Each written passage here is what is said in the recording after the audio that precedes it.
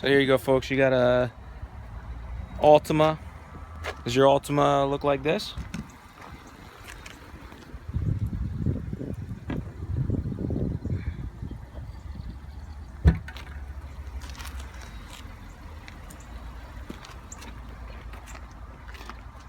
You're going to want to use a 600 pad. Actually, you're going to want to use a 320, 600, and 3000 on this light if it looks like this. All scratchy little bumps